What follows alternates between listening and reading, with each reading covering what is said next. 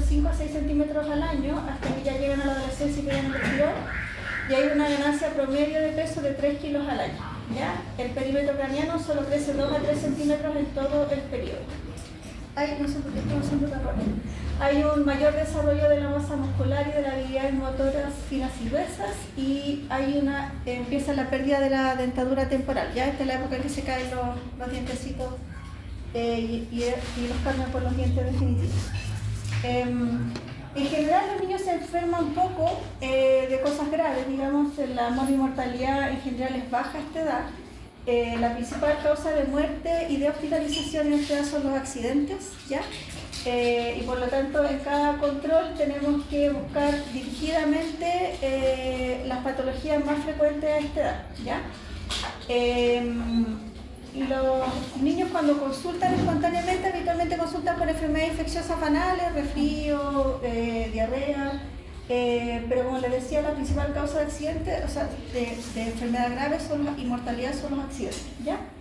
Estas son las patologías más frecuentes que tenemos que buscar entonces dirigidamente en cada control que hagamos a esta edad, que es la malnutrición especialmente por exceso, la hipertensión arterial, las caries, los problemas visuales y auditivos, las desviaciones de columna, los trastornos del desarrollo, por ejemplo la enuresis y el déficit atencional, y los trastornos del aprendizaje. En algunos de estos nos vamos a detener durante la presentación, ¿ya? Para partir entonces en la anamnesis, en esta edad, dependiendo de la edad y de la personalidad del niño, es cuando ellos participan directamente de la entrevista. Cuando uno hace entrevista de niños más pequeños, lactantes o preescolar, en general nos concentramos más en el adulto que lo acompaña. Pero a esta edad el niño ya podría empezar a participar de las entrevistas, ¿ya? Es importante, por lo tanto, explicarle al niño lo que estamos haciendo, sobre todo en la parte del examen físico, incorporarlo para que no nos tenga susto sobre todo, ¿ya? En la anamnesis incluimos entonces preguntas sobre la alimentación, más allá del motivo de consulta. En el caso de los niños tenemos que incluir además preguntas sobre alimentación, rendimiento escolar, actividades recreativas, la relación con los padres, hábitos de sueño e higiene, relaciones familiares y accidentabilidad, ¿ya? En el caso de los niños, a diferencia de los adultos, ellos no se cuidan solos, pues, entonces no toman sus propias decisiones, sino que alguien los cuida y toma la decisión por ellos. Por eso que es importante incluir todas estas preguntas, porque en el fondo hay alguien adulto encargado de alimentarlo, hay alguien adulto encargado de acompañar las tareas escolares, etc. Entonces por eso tenemos que indagar en todo ello, ¿ya? Esta es esa fotito que aparece ahí, es la norma de supervisión de los controles de salud en el programa de infancia, que va de los 0 a los 9 años de los CESFAM. Son 4 tomos. Yo les invito a que la conozcan porque es como la Biblia de la pediatría en atención primaria, ¿ya? Ahí está absolutamente todo. Cuando ven que tengan una duda con un hijo, sobrino o cualquier cosa, está ahí, ¿ya? Esta norma recomienda que en los controles sanos, entonces, además de hacer esta entrevista, incluyamos algunas herramientas de tamizaje, por ejemplo, de salud mental y en asma bronquial, ¿ya? Porque el asma bronquial en Chile es una condición que está súper subdiagnosticada, ¿ya? Entonces la idea es que no se nos pasen niños que pudieran tener esta condición durante los controles sanos. Durante el examen físico, en esta edad en general los niños cooperan con el examen físico, no son muy vergonzosos a diferencia de los niños en edad escolar más grande o adolescente. Y como decíamos, es bueno entonces explicarles lo que vamos a hacer, que nada de lo que hagamos les va a doler, ¿cierto? Cosa que ellos puedan colaborar durante el examen. El examen físico en los niños siempre se hace en presencia de un adulto, ¿ya? Vamos a ver que en los adolescentes eso cambia un poquito, pero en el caso de los niños siempre tiene que ser realizado en presencia del adulto que lo acompaña. Hay que respetar el pudor en caso de que el niño sea más pudoroso y solicitar su consentimiento antes de examinarlo. Para la evaluación antropométrica medimos peso, talla. Además de medir la talla puntual en este control, también vamos a comparar esa talla con los puntos anteriores de crecimiento, de ver la velocidad de crecimiento, ¿ya? También calculamos el índice de masa corporal y vamos a medir el perímetro de cintura, que vamos a ver más ratito cómo se mide. Para pesarlo, el niño tiene que estar sin ropa, como aparece ahí en la foto, solo con la ropa interior, y se pesan en este tipo de balanza y el niño se tiene que parar justo al centro, ¿ya? La talla se mide con el niño de pie, por supuesto sin zapatos, sin gorra, que pedirle que se saquen los moñitos, todo lo que, las trabitas, todo lo que puede tener en la cabeza, con espalda derecha y mirando al frente. Y ahí el único cuidado que hay que tener es que se pone el estatímetro y la estatura a veces se mide aquí o acá. Cuando lo hagan en la práctica se van a fijar que hay unos estatímetros que son medio confusos, ¿ya? Pero ahí después uno aprende dónde tiene que mirar. Eso. Para medir el perímetro de cintura, el niño debe estar sin ropa, de pie. Tenemos que pedirle que inspire y expire profundo. El perímetro de cintura se mide sobre la espina ilíaca superior. No se mide en el ombligo, ¿ya? Se mide a esa altura y se mide en la línea axilar anterior, ¿ya? A esa altura. Uno le pide al niño que inspire y expire profundo y al final de la expiración hace una medición, le pide que lo repita, lo vuelva a hacer y sacamos el promedio, ¿ya? Los niños como instintivamente tienden a esconder la guatita, entonces por eso hay que pedirle hacer esta maniobra porque si no uno lo puede medir de manera equivocada, ¿ya? En relación a los signos vitales, bueno, igual que en el adulto, medimos frecuencia cardíaca, respiratorio, la temperatura, la presión arterial, que es como similar al adulto. La diferencia en el caso de los niños es que para la presión arterial, el esfigmomanómetro que usemos tiene que tener un manguito que sea 2/3 de la circunferencia del brazo, ¿ya? Bueno, vamos a ver además que hay algunas tablas que son más exactas de qué tamaño de manguito deberíamos tener según la circunferencia del... Esa es como una regla general, pero hay tablas específicas como después de medir la circunferencia del brazo del niño, ver qué manguito tenemos que usar para cada edad, porque obviamente acá hay gran variabilidad en el tamaño de los niños, entonces no vale la edad, sino que hay que medirlo, ¿ya? También dentro del examen físico a esta edad tenemos que incluir la evaluación de la visión, que se hace con el test de Snellen, vamos a ver más adelante cómo se hace. También tenemos que evaluar indirectamente la audición, vamos a evaluar también el tema de la dentadura, esto que hablábamos sobre el recambio de la dentición que ocurre a esta edad, si es que hay problemas de oclusión, y también vamos a evaluar columna, ¿ya? Es importante en edad escolar, o sea, entre los 6 y los 10 años, fijarnos si ya partieron los primeros signos de desarrollo puberal, ¿ya? Porque ahí tenemos que definir en el fondo si estos cambios están ocurriendo a una edad normal, o antes de tiempo, o después de tiempo, ¿ya? ¿Saben a qué edad se empieza a desarrollar un niño? ¿A qué edad, por ejemplo, es normal que aparezca el botón mamario en las niñitas? Como a los 9 años. ¿9? ¿Quién da más? ¿O quién da más? 8. Las niñitas, lo normal el botón mamario es a los 8 y en el caso de los varones el desarrollo testicular a los 9, ¿ya? Entonces por eso en esta edad es importante ver cómo van en relación a su desarrollo puberal, y uno hace esa parte del examen físico también mientras evaluamos a los niños.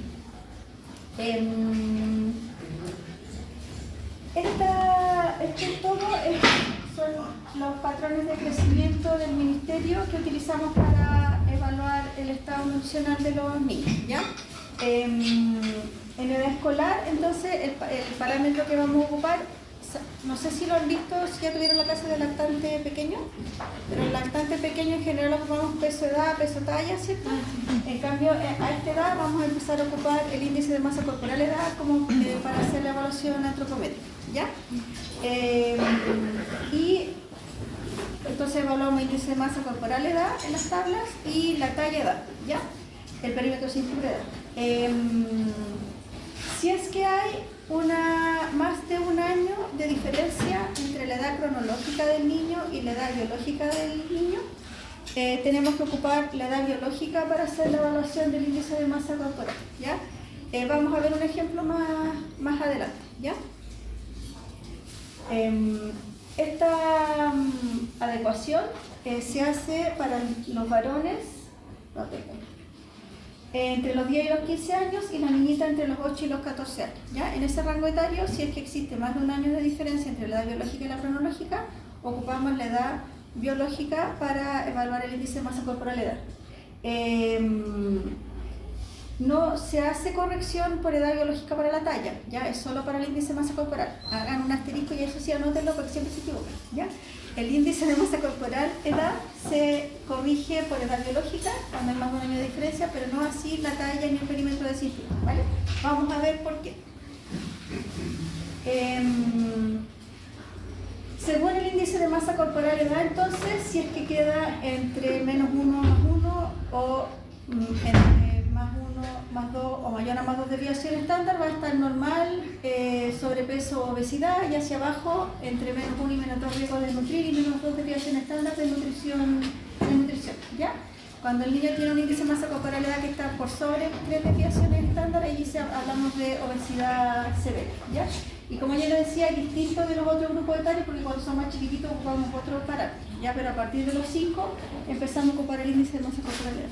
Profe, es que no me quedó muy claro lo que dijo de la corrección. Cuando era mayor de un año, la diferencia entre la edad corregida y la biológica se ocupa la biológica. Sí. Pero esto ya sea, por ejemplo, si por ejemplo la edad es menor, por ejemplo, si la edad biológica no se fuera 12 años y la corregida fuera menos, igual siempre se va a ocupar la biológica. Siempre se ocupa la biológica cuando hay más de un año de diferencia, sea para más o para menos. Para menos.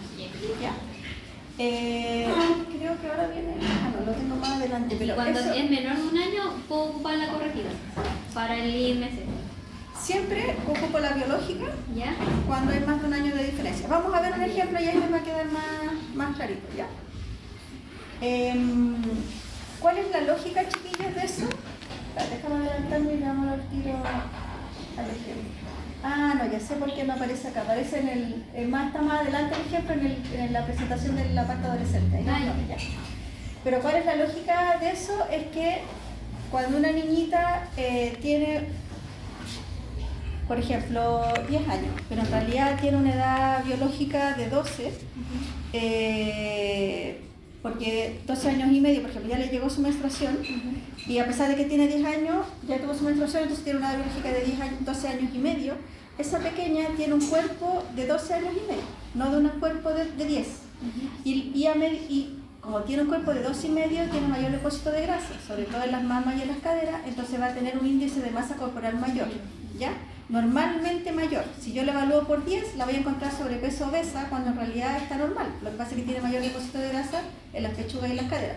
En el caso de los varones, es el mismo raciocinio, pero ellos tienen mayor desarrollo de masa muscular. La vida es injusta. ¿Ya? Pero ellos también tienen mayor índice. Normalmente, a mayor edad biológica, va aumentando el índice de masa corporal de manera fisiológica por eso, ¿ya? Como les decía, vamos a ver en todo caso un ejemplo para que les quede claro, pero está al final de la presentación de adolescentes, ¿ya? Porque en realidad, en el caso de como eso ocurre ya entre los mayores de 10, ya entra como en la etapa adolescente, ¿ya? Por eso está más adelante. Ok, eso era entonces para la evaluación nutricional, la evaluación antropométrica, ¿cierto? Para evaluar la talla, perdón, esa no se corrige por nada, se ve según edad cronológica y también se clasifica como normal si es que está entre menos una y más una desviación estándar, normal alta si está entre más 1 y más 2 desviaciones estándar, normal baja si está entre menos 1 y menos 2, y es una talla patológica cuando es menor a menos 2 desviaciones estándar, una talla baja patológica, o una talla alta patológica cuando es mayor a más 2 desviaciones estándar. ¿Sí?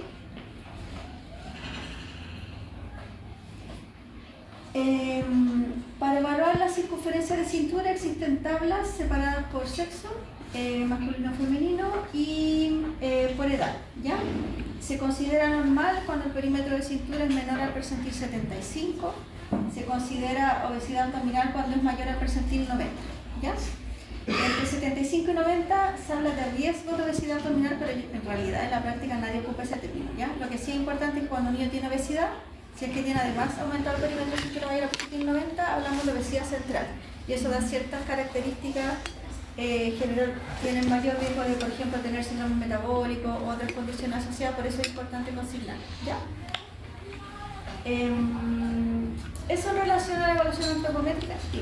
Tengo una duda, es que estaba viendo como los valores, porque ayer justo tuve una clase de obesidad, pero ¿Ya? adulto, Y por ejemplo, me llama la atención que en el caso de las mujeres, por ejemplo, de 18 años, ¿Sí? para obesidad sea 116 y para adultos se considera como de 88 para arriba.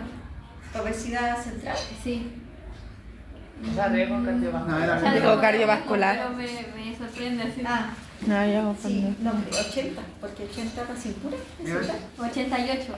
De 88 para arriba. Ya no sé, yo en adulto me voy a declarar ignorante al tiro, pero así como de. Pero sí de que me ¿Le sorprende. suena como que 88? Bueno, no sé, me declaro ignorante. 88 riesgo cardiovascular y ya más grave era 100 y tanto para arriba. Ah, puede ser. Hecho. Puede ser. Estamos con 88 y 100. Nos quieren cinturita pequeña. Todo es de hombre, creo, cardiovascular. ¿Dudas hasta acá? ¿No? Ya.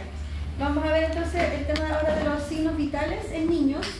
En niños todo chiquillo es fregado porque es por edad, ¿ya? O por peso. Entonces es por rango etario, ¿ya? Para este rango etario, en edad escolar, consideramos como frecuencia respiratoria normal entre 18 y 30, ¿ya? Eso es para los 6 a los 12 años. En reposo, por supuesto. Y la frecuencia cardíaca entre los 2 y los 10 años se considera un normal, depende si está dormido o está despierto, hasta 140, entre 60 y 140, y entre 60 y 90 la frecuencia normal es siempre en promedio de 80.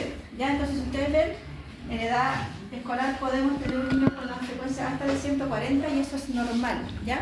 Es importante que tengan eso en consideración porque en general se asustan cuando ven un niño, no sé, como que piensa que está taquicárdico, cuando en realidad un niño que anda corriendo por la vida en un recreo cualquiera, si ustedes le toman el pulso, puede tener fácil un pulso de 130 y 140 y eso es normal. ¿Ya?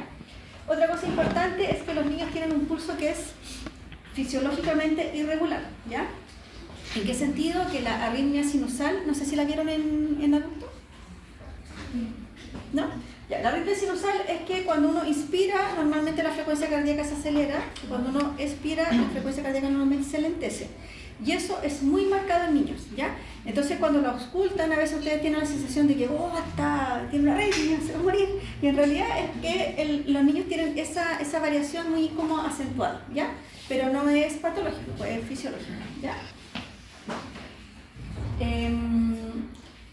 En relación a la presión arterial, además de tener cuidado con el tema de usar el manguito adecuado, a diferencia de los adultos, en el caso de los niños, tenemos que evaluar si está normal o no, según la edad, el sexo y el percentil de talla, ¿ya? Por ejemplo, esta es una tabla, si no me equivoco, de varones. Entonces, por ejemplo, ya para 7 años, se considera el percentil 50 una presión arterial sistólica dependiendo de la estatura del niño, por ejemplo, si tiene una talla promedio, se considera normal hasta 95, ese es el percentil 50, ¿ya? El percentil 90, que sería una presión arterial elevada, es el que está en amarillito, y como hipertensión en grado 1, el percentil 95, hipertensión en grado 2, el que está en rojito, ¿ya? Entonces, en esta norma que apareció el año antepasado sobre la pesquisa y manejo de hipertensión en niños, tiene estipulado como un flujograma de qué hacer cuando usted encuentra una presión arterial elevada en el niño, ¿ya? Porque si está auscultando con un método digital, hay que volver a repetirlo con un método auscultatorio y verificar la presión arterial, ¿ya? Y si efectivamente está alterada, de amarillo para abajo, digamos, hay que hacer 2 mediciones más y ahí tomar la decisión de si efectivamente está alterada o no, ¿ya? Y ahí hay una serie de condiciones, pues el niño tiene que estar en reposo, no tiene que estar enfermo, no tiene que haber tomado una serie de medicamentos que pueden elevar la presión, no tiene que haber tomado Coca-Cola, tiene que estar sentado en una silla con respaldo, con las patitas apoyadas, ¿ya? Hay una serie, el que quiera interiorizarse, la norma viene ahí todo estipulado cómo tenemos que tomar la presión en niños, ¿ya? Y cuándo consideramos entonces que está alterada. Pero a diferencia de los adultos, aquí no se hace un control seriado de presión arterial para definir el tema de la hipertensión o no, sino que se toma la decisión de la sospecha en el box. Cuando usted le toma la presión, le toma 2 veces más y si está el promedio por sobre el nivel amarillito, hay que derivar al especialista porque el especialista es el que hace el diagnóstico de hipertensión en niños. No somos nosotros en la atención primaria, ¿ya? Ni médico de familia ni médico general. Así. Esto es más complicado, la hipertensión en niño que la hipertensión en adulto, por eso se manda especialista. Sí, porque en general, en la gran mayoría de los casos no corresponde a una hipertensión arterial esencial como la del adulto, sino que habitualmente corresponde a una hipertensión arterial secundaria. Entonces hay que hacer una serie de estudios que nosotros no tenemos en la atención primaria, por eso que se deriva, ¿ya? Bueno, y estas tablitas entonces hay para las distintas edades y estas vienen separadas por niño y, o sea, niño y niña, ¿ya?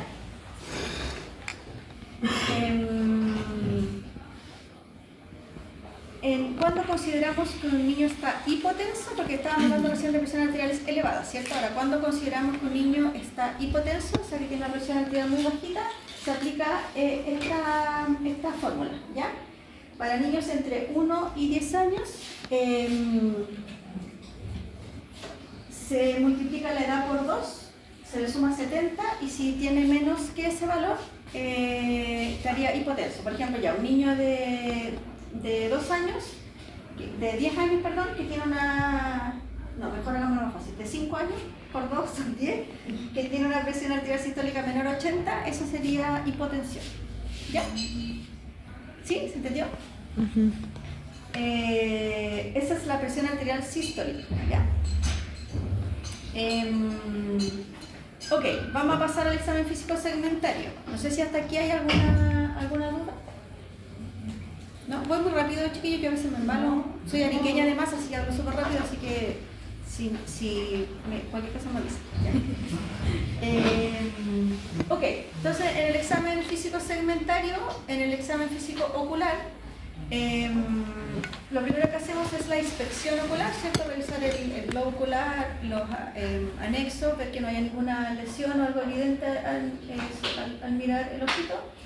Y luego hacemos el rojo pupilar. Para hacer el rojo pupilar se puede usar un oftalmoscopio, pero no siempre tenemos disponibilidad y ahí podemos usar el otoscopio, pero cerrándole la lupita del otoscopio.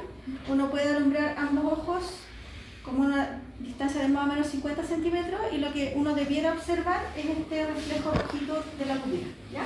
Que es como la foto antigua, no sé si la han visto, que a veces no sería el ojo rojo, ya, igual. Lo ideal es alumbrar los dos ojos al mismo tiempo como para ver simetría, ¿ya? Y es normal que se vean los dos rojitos simétricos y es anormal que se vea solo uno o ninguno, ¿ya? Eso si es que no ven el rojo pupilar significa que hay algo interponiéndose entre la luz y la retina, digamos. Entonces que puede ser algún cuerpo extraño, puede ser una hemorragia vítrea, puede ser alguna patología del cristalino, ¿ya? Un sinfín de cosas, pero ustedes solo hacen el rojo pupilar si está alterado del nervio oftalmológico, ¿ya? Y eso se hace en todos los controles sanos, ¿ya? Luego hicimos la inspección, hicimos el rojo pupilar y ahora vamos a hacer los test de alineación ocular, ¿ya? Los test de alineación ocular en general se pueden hacer desde los 3 años, desde preescolar, ¿ya? Y pues a esta edad, en edad escolar, ya no deberíamos tener dificultad para hacerlo. Son 2 tests, el test de Hirschberg y el cover test. El test de Hirschberg consiste en alumbrar ambos ojitos al mismo tiempo con una luz, más o menos la distancia de 50 centímetros, y ver dónde cae el reflejo pupilar, ¿ya? Dónde rebota la luz que usted está aplicando, ¿ya? Lo normal es que caiga al centro de ambas pupilas, ¿ya?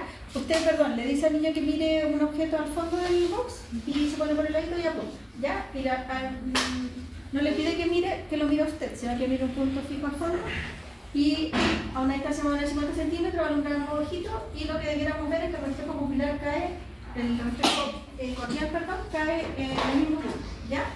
Cuando hay un ojito que está desviado, lo que yo observo es que en un ojito cae al centro y en el otro no cae al centro, sino que cae o más hacia afuera o más hacia adentro, dependiendo si el ojo está desviado hacia adentro o hacia afuera, ¿ya?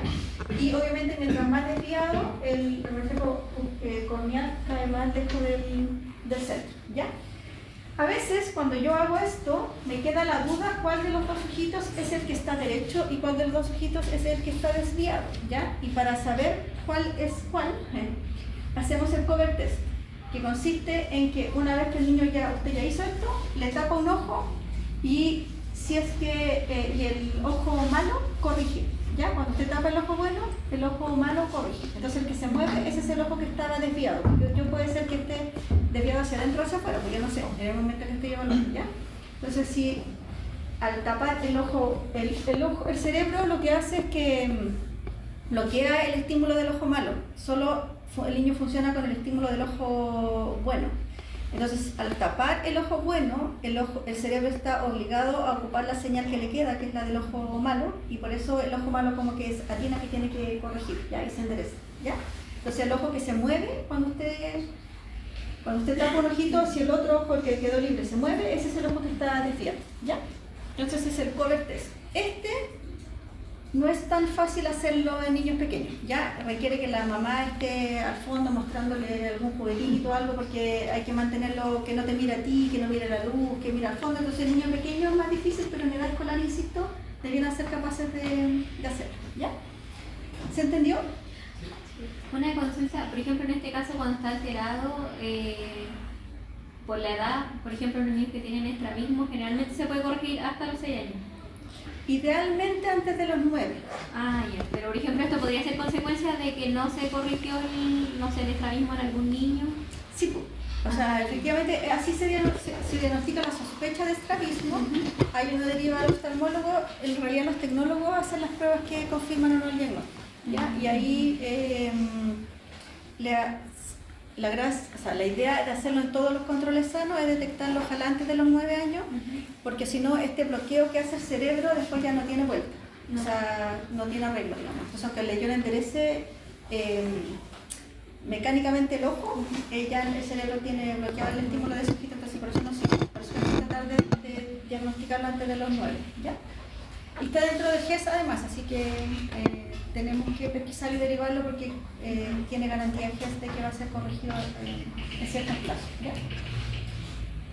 Una vez que hicimos todo esto, pasamos entonces a la evaluación de la visión. Ya los niños en edad escolar debieran tener evaluación de visión por lo menos una vez al año, ¿ya? Por lo menos.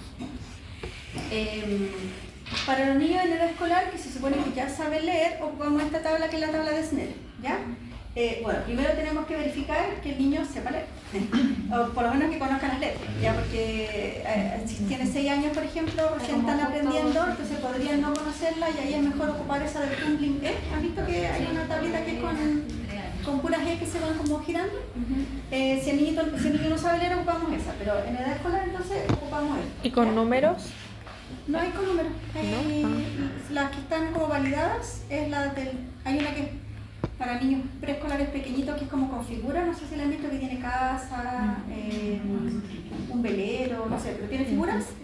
Está la del tumbling y la de Snellen. Esas son las que están como validadas, ¿ya? Pero a esta edad ocupamos esta si es que el niño es capaz de reconocer la letra. Entonces, primero de cerca, yo vengo con el pajarito y le digo ya, ¿qué letra es esa? ¿Qué letra es esa? Verifico que las conozca y ahí lo posiciono a 3 metros, ¿ya? Le pido que se tape el ojo izquierdo, siempre partimos con el derecho para no equivocarnos. Habitualmente le pedimos ayuda a la mamá que se posicione detrás del niño y que tape el ojito con una especie de copita que es especial para eso, evitando que el niño apriete. Y verificamos entonces primero con el ojo derecho y después con el ojo izquierdo. En los niños son más piticiegos que los adultos. Los adultos ven normalmente... ¿Cuánto ven los adultos? 20, ¿cierto? Eso es normal. En cambio, para los niños, hasta los 10 años se considera normal que vean 20-30. Desde los 10 años en adelante ya debiera ver como un adulto, ¿ya? Si el niño ve menos de 20-30, está alterado, tengo que ir al oftalmólogo. Y si el niño ve, hay más de una línea de diferencia entre un ojito y el otro, también se considera normal, ¿ya? Incluso, dime. ¿Qué es 20-30? Que es 20... Sí. Es los ángulos que generan acá. Es la distancia en realidad, más que el ángulo, es la distancia, ¿ya? Entonces, ahí está la barra verde. 20-20 es esta línea, ¿ya? 20-30 hasta acá. Es la denominación que recibe, Ya. ¿ya? Es lo que ve, no sé quiéncito, a 20 metros, no sé, tiene una definición así, pero supera mi expertise. Pero, mira, este es 20-20, este es 20-25, este es 20-30, ¿ya? Entonces, por ejemplo, si un niño con un ojito, yo le dije si tenía más de dos líneas, más de una línea de diferencia entre un ojo y otro, se consideraba normal también. Incluso si está normal las dos, por ejemplo, si un niño en edad escolar con un ojito B20-30 y con el otro B20-20, que en teoría está normal ambos ojos, ¿cierto? Como tiene más de una línea de diferencia, eso es anormal y tengo que derivarlo igual. ¿Ya? ¿Se entendió? Sí. Ya. Ok. Eso en relación a los ojitos. Ya, y eso hay que hacerlo en todos los controles, ¿ya? En edad escolar. En relación a la evaluación auditiva, hacemos la inspección del pabellón auricular y la otoscopia, ¿cierto? En el caso de la otoscopia, no sé si lo han visto en adulto, pero uno, en general, el conducto está inclinado hacia adelante y hacia abajo, entonces lo que uno hace es traccionar la orejita hacia arriba y hacia atrás, ¿ya? En los niños en edad escolar es lo mismo, más chiquititos no, porque más chiquititos tienen el conducto como más derecho, entonces no es necesario traccionar tanto porque si no, no van a ver nada. Pero en el niño en edad escolar ya hay que traccionar igual que en el adulto, ¿ya? Y ocupamos el conito lo más grande posible. Tienden a seleccionar el conito pequeño como para tratar de no hacerle daño, pero ahí uno no ve nada. Entonces elijan el más grande posible, ¿ya?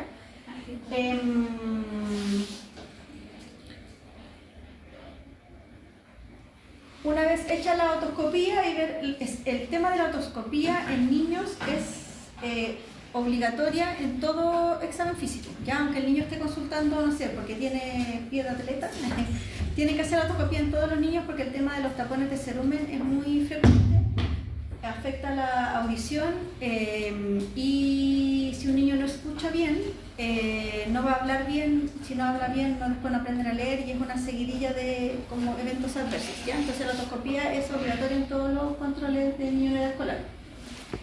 Para evaluar la audición, el test más básico es el test de voz cuchicheada, que consiste en poner al niño de espalda como a 1 metro de distancia de usted y hablarle con voz cuchicheada y pedirle que repita las palabras. Yo le digo, ya, y él tiene que repetir, eso es una voz cuchicheada, ¿ya? Y él tiene que repetir las palabras que yo le voy diciendo.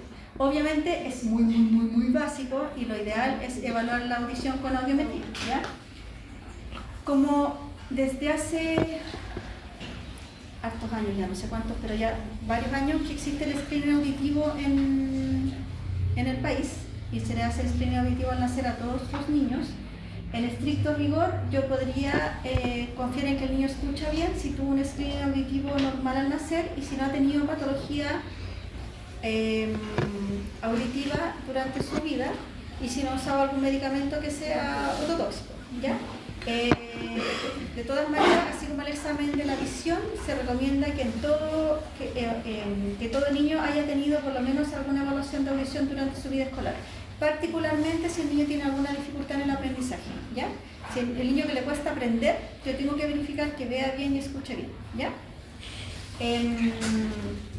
Entonces, y además si existe esto de sospecha clínica, la mamá me dice, oye, claro, parece sordo, ya, ahí yo le tengo que hacer que es frecuente, ahí hay que pedirle la audiometría, ¿ya? Ya. Esta parte, el tema de la dentición en edad escolar, debiéramos evaluarla siempre, los médicos como que le hacemos el quite y entendemos que esto es del dentista, ¿ya?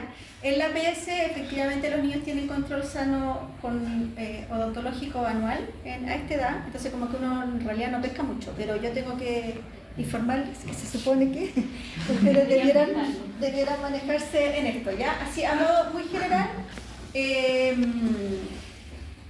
los niños en esta edad, en edad escolar, ocurre el recambio de los dientecitos temporales por los dientes definitivos. Eso ocurre en general, si bien hay una amplia variabilidad, ocurre en general entre los 6 y los 12 años, ¿ya? Entonces, entre los 6 y los 9, los niños tienen una dentición mixta. En el fondo, algunos dientes definitivos y algunos otros dientes temporales. Y entre los 9 y los 12 años es la dentición mixta de segunda fase. ¿Por qué? Porque primero cambian los incisivos centrales y laterales, acá los 4 de adelante, y después se cambian los premolares y molares, ¿ya? Por eso que se habla de dentición mixta. En el fondo, en esta etapa los niños van a tener algunos dientes definitivos y otros temporales, ¿ya? Yo no pretendo que se aprendan la tablita, pero que sí tengan noción de que, por qué hablamos de dentición mixta y de las edades en las que más o menos ocurre el cambio de las piezas temporales por definitivo. ¿Ya? Lo que además de evaluar el tema del cambio dentario, también tener, porque es importante desde el punto de vista médico, porque también habla del desarrollo del niño, ¿ya? Entonces un niño, por ejemplo, que tiene una pubertad precoz, va a empezar su cambio dentario antes, ¿ya? Un niño que tiene una pubertad retrasada va a empezar a realizar su cambio de dentición de manera posterior, ¿ya? Lo otro que tenemos que evaluar cuando hablamos boca es el tema de la oclusión, ya que el niño logre cerrar bien la arcada superior sobre la arcada inferior y que no tenga ninguna dificultad en la oclusión. Dentro del examen segmentario quise poner el tema del examen cardíaco, que si bien es igual que en el adulto, me refiero a los focos al examen físico cardíaco general, como palpación, los puntos de auscultación son los mismos, pero en niños es muy frecuente la presencia de soplos que se llama inocente o soplo de Still, ¿ya? Y por eso lo quise traer a colación. El soplo de Still es un soplo sistólico que tiene forma de diamante, o le dicen el arrullo de paloma, porque como suena así, ¿ya? Los soplos patológicos suenan, ¿han escuchado? ¿Han tenido oportunidad de escuchar soplos? Hoy día en la tarde tenemos un práctico de eso. Maravilloso, ya. Entonces van a ver que los soplos patológicos son... Ya, en cambio este suena como arrullo de paloma, así. ¿Ya? No tan agudo, pero sí, suena como un murmullo, ¿ya? Se escucha habitualmente, intensidad leve o moderada, no es un soplo fuerte, no se asocia a frémito. Si ustedes tienen un soplo con frémito, eso es patológico por definición, es musical, entonces como arrullo de paloma. Se ausculta en el foco tricuspidio principalmente, se irradia, en el fondo se describe como par esternal izquierdo y se irradia hacia el foco mitral, ¿ya? Disminuye de intensidad en biperestación o con maniobras que disminuyen la precarga, por ejemplo Valsalva o Handling, que este niño empuñe las manitas, ¿ya? Con maniobras entonces que disminuyen la precarga, disminuye su intensidad, y al revés, aumenta su intensidad si el niño aumenta la precarga, o sea, si se acuesta, o si también está hiperdinámico, por ejemplo, si tiene fiebre, ¿ya? De hecho, este es el típico soplo que ausculta el médico de la urgencia y le dice, vayan de su pediatra, y después llega y uno cuando ya se le pasó la fiebre no escucha nada, ¿ya? Porque se escucha más fuerte cuando el niño está enfermito, ¿sí? Ya. Es importante que aprendan a diferenciarlo, porque esto no se estudia. Uno debiera ser capaz de identificarlo como un soplo benigno que no requiere estudio, a diferencia de uno patológico. ¿Hasta qué edad? ¿Hasta qué edad? Un adulto pudiese tener todavía un soplo benigno, ¿ya? Pero es más frecuente en edad escolar. Sí, es que yo eso mismo le quería preguntar, o sea, no la edad, pero por ejemplo, pasa mucho que uno va al pediatra. Bueno, ahora ya no puedo. Pero En mis años mozos. en mi año, que por ejemplo, yo cuando nací tenía un soplo. Ajá. Y recuerdo que la última vez que fui al pediatra, que no iba muy seguido, muy mal por mi parte, fue como en séptimo básico y todavía lo tenía, pero dije, o sea, le llaman como inocente o funcional, pero quería ver si era alguna diferencia, y después como que ahora me tenía que hacer el estudio como ya en esta edad, No. para ver. O sea, hay que auscultarte. Sí. Y si tiene características de benigno, no requiere estudio. Lo más probable es que haya desaparecido. Pero un adulto pudiese tener un soplo benigno, pudiese. ¿Ya? Ya. En el examen segmentario, como yo les decía, una causa frecuente de morbilidad en niños a esta edad son las desviaciones de la columna, entonces tenemos que examinar la columna, ¿ya? Se considera escoliosis una desviación de más de 10 grados, se denomina escoliosis una deformidad de la columna con rotación vertebral, ¿ya? Y requiere atención por especialista cuando esa curvatura es mayor a 10 grados, ¿ya? ¿Cómo la evaluamos? Con el niño desnudo de la cintura hacia arriba, se pare derechito a unos metros delante de nosotros. Y realizamos primero la inspección y después el test de Adams, ¿ya? La inspección, lo que observamos es mirando la línea de espalda, que se pare derechito mirando hacia adelante, vemos la diferencia de la altura de hombros, la diferencia de la altura de las escápulas y del pliegue de cintura, o sea, de este espacio, ¿ya? Si un niño no tiene escoliosis, entonces todo eso debiera ser simétrico, por la altura de los hombros está a la misma altura, la escápula y el pliegue de cintura ser simétrico, ¿ya? Cuando tienen escoliosis, lo que uno observa es que un hombro se ve más arriba que el otro, el pliegue de escápula y el pliegue de cintura también se ve asimétrico. Y una vez hecho eso, le pedimos al niño que se agache y que se levante lentamente. Y al levantarse, ese es el test de Adams, ¿ya? Y lo que vemos es que se forma una aljiba del lado hacia donde está la curvatura, ¿ya? Ese es un test de Adams positivo y es sospechoso de escoliosis y en ese caso tenemos que derivar, ¿ya? O sea, esta patología está dentro de las patologías, no sé si han escuchado hablar de la JUNAEP, me refiero a... Muchos comen con la JUNAEP, pero me refiero a las prestaciones médicas asociadas a la JUNAEP. ¿Dar prestaciones médicas? La JUNAEP incluye prestaciones médicas. ¿Cómo que no solo da comida? En edad escolar. Para el diagnóstico de vicios de refracción, diagnóstico de hipoacusia y en el caso de traumatológico para el diagnóstico de escoliosis, ¿ya? Habitualmente se concentran las prestaciones séptimo básico. Ahí los profesores de educación física deberán revisar el abandono a los niños y cuando sospechan escoliosis, la gracia de la JUNAEP es que cubre toda la prestación, la radiografía, igual es cara, y la evaluación por especialistas, si requiriera corsé o cirugía o lo que fuera, todo eso lo cubre la financia en el fondo de la JUNAEP, ¿ya? Perfecto.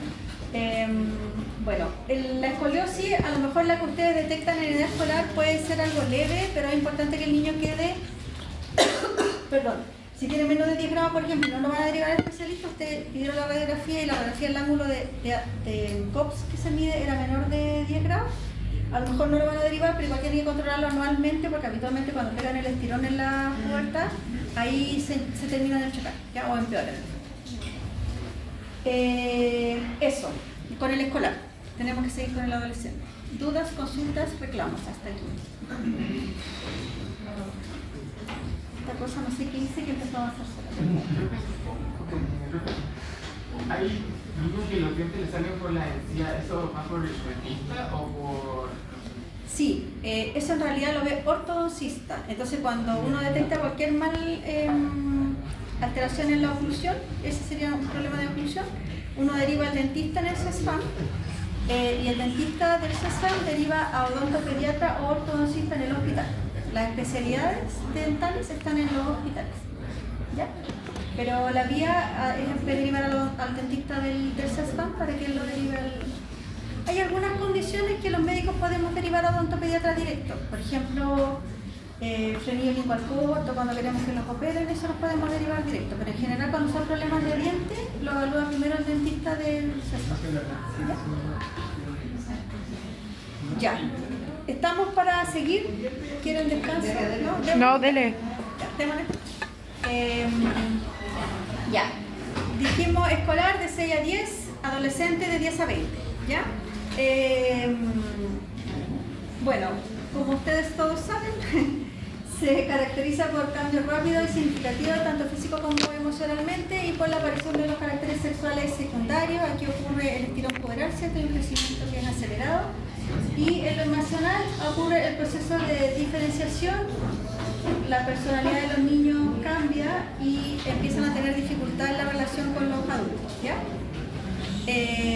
Chiquillos, si quieren salir, yo no tengo nada, pero prefiero que salgan a que estén conversando aquí adentro porque si no tengo que estar gritando y ahí es como desagradable, ¿ya?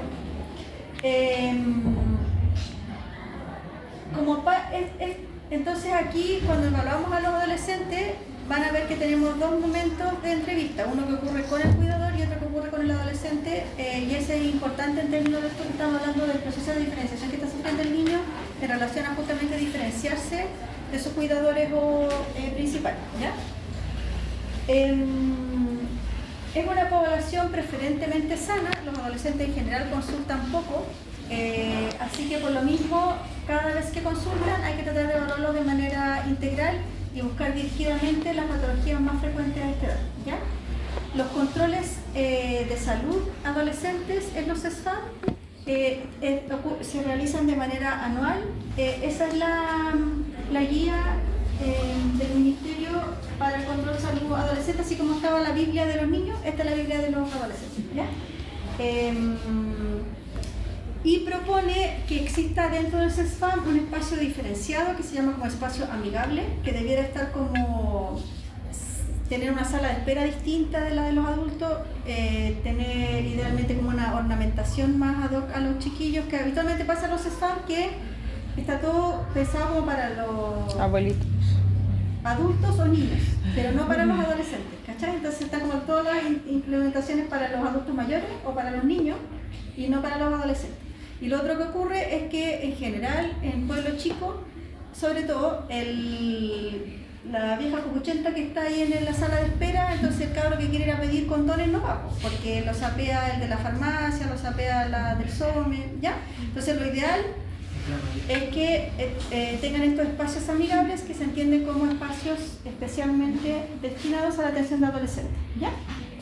Y se supone que hay recursos para eso, que llegan a los SFAM y todo, ¿ya? Aquí en el Valle existen CEFANES que tengan implementado eso, ¿no? Sí, el mío no. Ah. Pero, Igual, buena duda, nunca he visto uno. Sí, ¿cuál? y también son equipos especiales, ¿ya?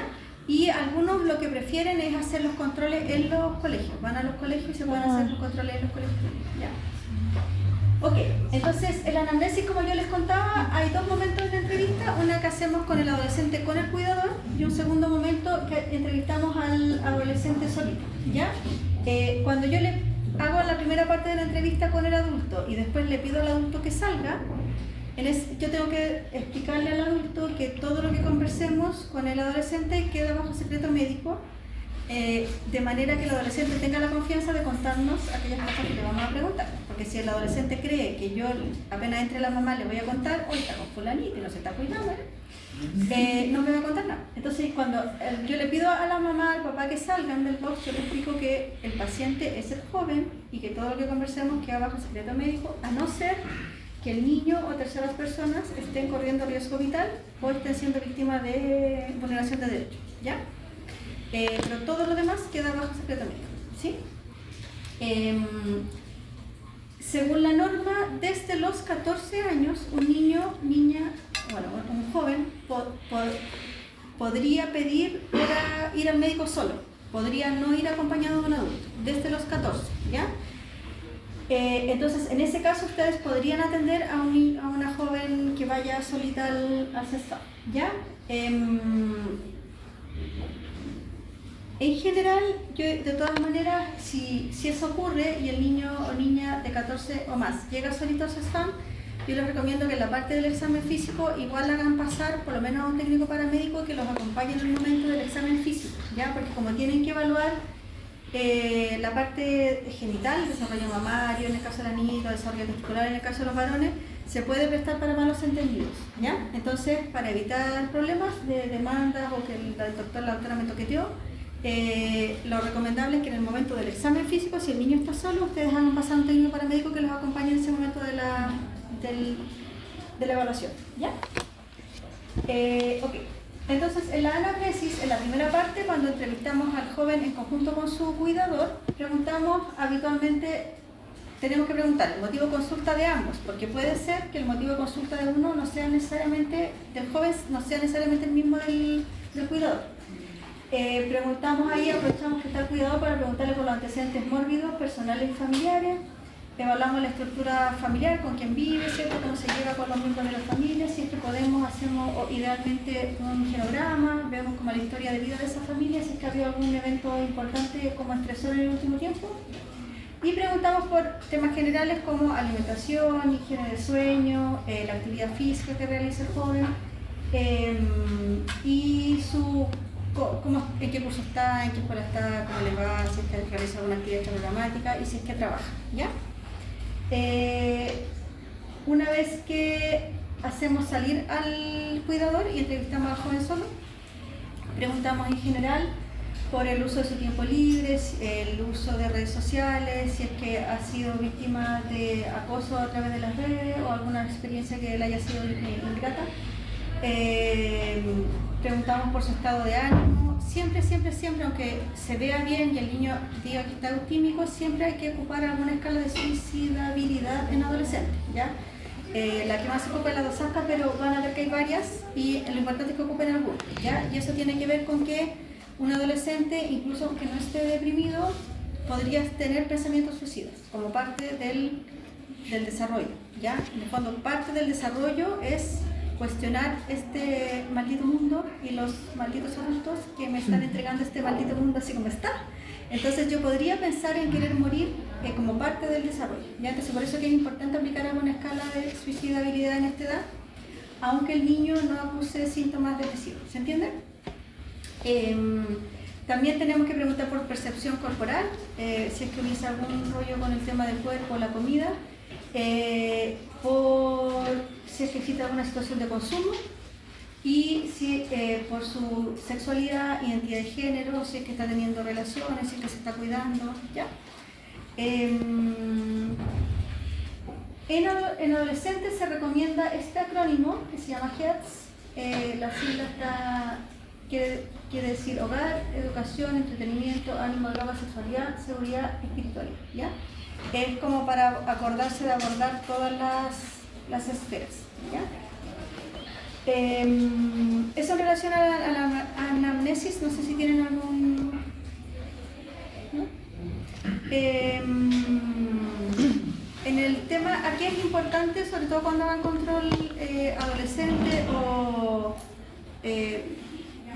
que incluyan el tema de la identidad de género y la sexualidad. Si a ustedes les parece que no concuerda, por ejemplo, la identidad de género con el nombre registral que les aparece, es importante hacerlo al tiro. Cuando el niño o niña entra y preguntarle cómo quiere que lo llamen, qué género, qué artículo usa, ¿cierto? Porque a veces uno cuando el niño o niña entra, uno se da cuenta que no coincide con el nombre registral y uno puede al tiro, para no llegar a este momento de la entrevista, o al segundo momento de la entrevista y recién aclararlo, ¿ya? A veces,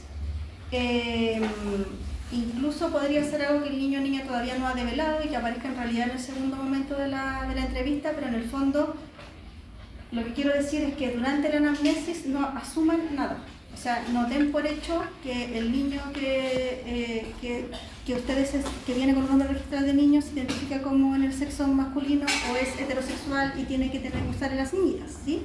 Sino que en general traten de hacer preguntas abiertas y siempre que en el fondo que el niño o niña entienda que es un ambiente amigable con la diversidad y que nadie lo va ni a acusar, ni juzgar, ¿se entiende?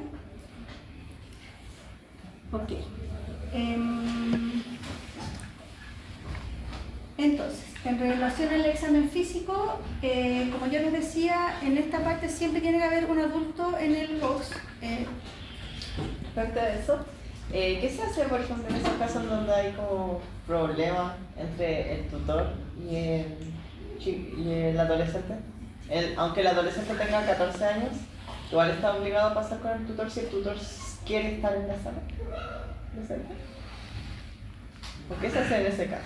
Ya, si es menor de 14 años, yo no lo puedo atender solito o solita. Tiene que venir con un cuidador. No, sí, pero de 14. Claro. Si tiene 14 o más, podría él solicitar atenderse solito y el cuidador que se queda afuera. O a veces llegan solos o solas de frente. Pero en la parte del examen físico, ahí era donde yo les recomendaba que hicieran pasar a un técnico paramédico o alguien que los acompañara para no estar solitos. Más que nada porque ha ocurrido, yo no sé si has visto las noticias, pero sobre todo cuando ha habido controles sanos adolescentes en los colegios, que después los papás se escandalizan, porque resulta que uno le pregunta por sexualidad, les pregunta por, no sé, por todo en realidad, y lo examina completo. Entonces si el papá que entiende que a su niñita le preguntaron si usaba condón y que más encima le toquetearon las pechugas, ¿me cachai? Entonces la idea es que ustedes se resguarden en el fondo de familias que podrían malentender el examen. ¿Esa era la pregunta? ¿O tú decías más bien cuando hay como desacuerdo entre el niño y el cuidador. Sí, eso era más que nada de desacuerdo. Ahí en la parte en que uno entrevista al niño o niña sola, uno normalmente detecta estos desacuerdos. Por ejemplo, familias muy conservadoras y el niño o niña en realidad ya tiene pareja, pero escondida, como ese tipo de situaciones, o tiene una, no sé, orientación sexual distinta a la que piensan los papás y él no le ha contado, por ejemplo, ya un niñito que no le ha contado a los papás que es gay, por ejemplo. O, en esos casos, en general, lo que uno hace es primero validar el sentimiento del niño o niña,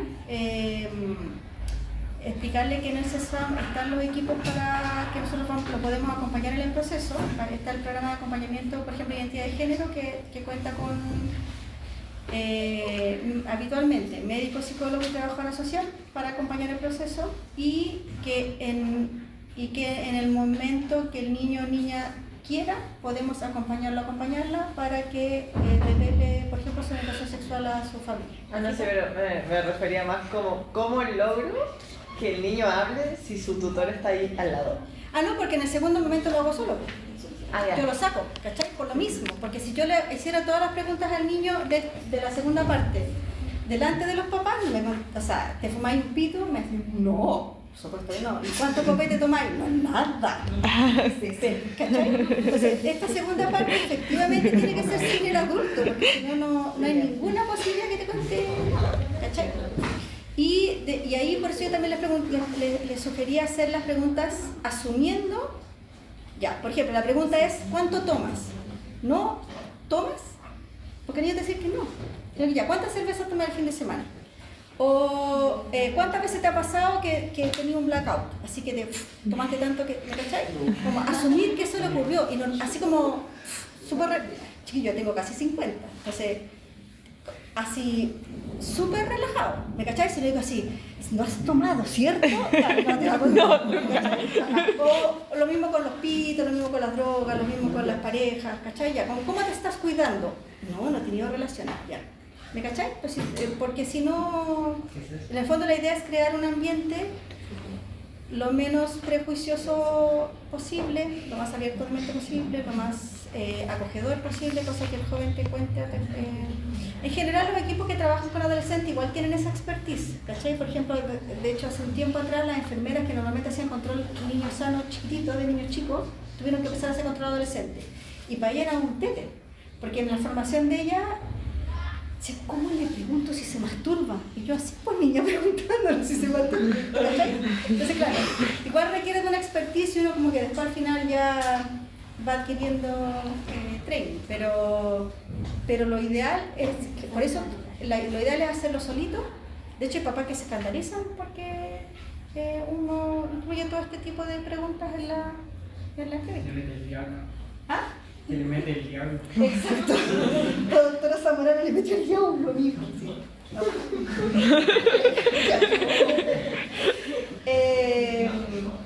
Ya. Examen físico entonces. Siempre presencia, ahí hacemos pasar al adulto de nuevo, ¿cierto? Y examinamos al niño obviamente detrás de un biombo, no es que lo vayamos a piluchar delante de los papás, pero me refiero a que el papá o cuidador esté en el mismo espacio físico, ¿ya? En el mismo box. Respetar, tenemos que examinar genitales, por ejemplo, o pechuga en el caso de las niñitas, pero siempre como muy pudoroso, o sea, respetando el pudor del paciente, cubriéndolo, ¿ya? Y explicándole lo que estamos haciendo. El tema de la evaluación antropométrica y los signos vitales es igual que en el escolar. Evaluamos el desarrollo puberal según estadios de Tanner. Cuando hacemos esto en las escuelas, cuando hacemos el control en la escuela, lo que hacemos es mostrar imágenes y que el niño te diga en qué etapa del desarrollo de Tanner está, porque obviamente ahí no lo podemos empelotar porque no tenemos las condiciones de privacidad necesarias, ¿ya? Ya, los signos vitales, la frecuencia respiratoria para niños y adolescentes son normales, la frecuencia respiratoria entre 2 y 16 y la frecuencia cardíaca entre 60 y 100 despierto, entre 50 y 90 dormido, con un promedio de 75 para los niños de 10 o más años, ¿ya? La presión arterial se ve por las tablas hasta los 13 años, igual en las mismas tablas que yo les mostré para los niños más chicos, existen tablas hasta los 12. desde los 13 en adelante ocupamos ya cifras estándar para todos, ¿ya? Y se considera normal hasta 120-80. Estos son las tablitas que ocupamos para los estadios de Tanner y para cada estadio de Tanner, en el caso de las niñitas, uno atribuye una edad biológica, ¿ya? Esto sí se lo tiene que saber, chiquillos. Esta sí es pregunta de prueba, aviso, pregunta de prueba. Esto sí se lo tienen que saber, qué es lo que es un Tanner 1, a qué corresponde y a qué edad biológica corresponde, ¿ya?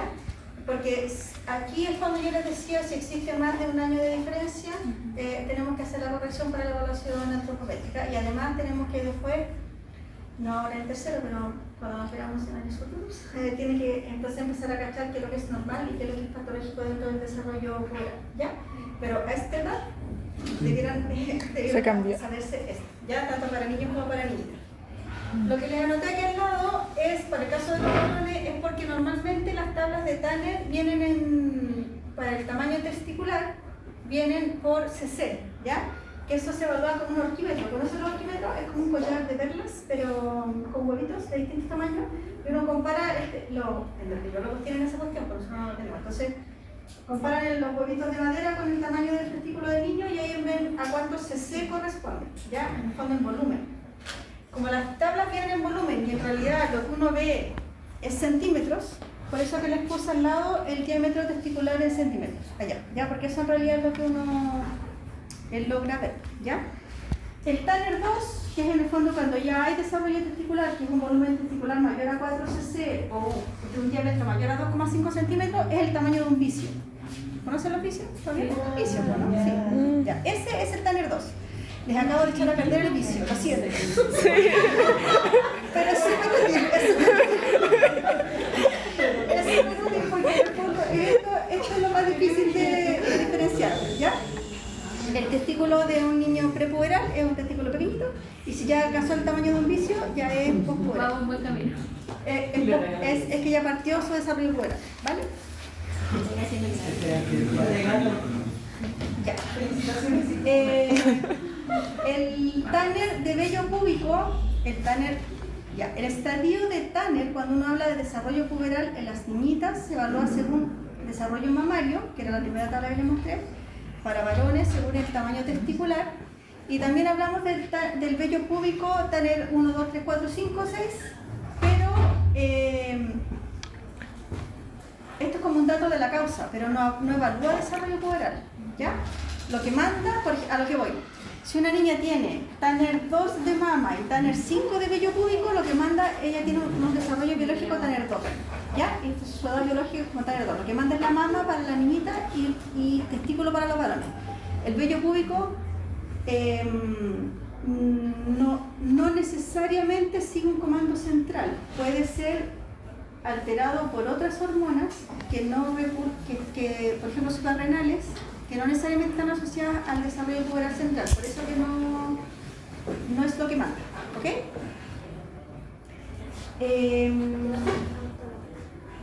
Ya.